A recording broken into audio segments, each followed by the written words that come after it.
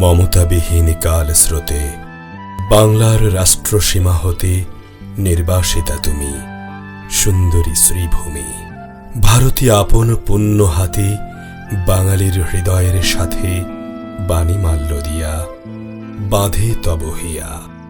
সে বাঁধনে চিরদিন তরে তব কাছে বাংলার আশীর্বাদ গাঁথা হয়ে আছে।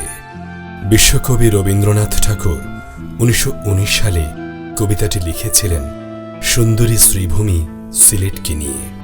বাংলার রাষ্ট্রসীমা হতে নির্বাসিতা সিলেট তখন আসামের অন্তর্গত। সবচেয়ে বেশি রাজস্ব আদায়কারী অঞ্চল, শিক্ষা দীক্ষায় প্রাগ্রসর সিলেটকে আলাদা করে ব্রিটিশরা নবগঠিত আসাম প্রদেশের সাথে জুড়ে দেয় 1874 সালে।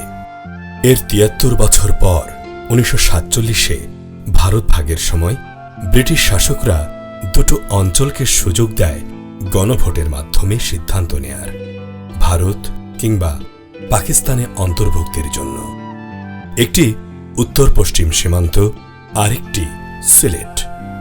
সিলেটে সেই গণভোট হয় 6 ও 7 জুলাই। অবিভক্ত বাংলার মুখ্যমন্ত্রী হোসেন শহীদ সোহরাওয়ার্দীর নির্দেশে পাকিস্তানের পক্ষে প্রচারণা ও গণসংযোগে সে সময় 200 কর্মী নিয়ে সিলেট এসেছিলেন 27 বছরের তরুণ ছাত্রনেতা শেখ মুজিবুর রহমান।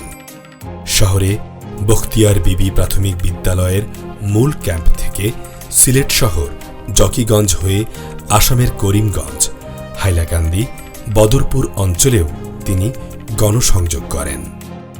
সে গণভোটের ফল হিসেবেই সিলেট আবার নবগঠিত পাকিস্তান রাষ্ট্রের পূর্ব বাংলার অন্তর্ভুক্ত হয়।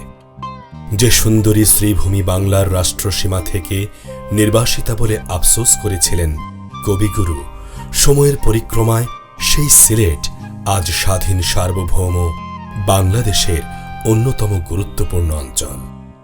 এই প্রত্যাবর্তনের ইতিহাসে এক উজ্জ্বল নাম শেখ মুজিবুর রহমান।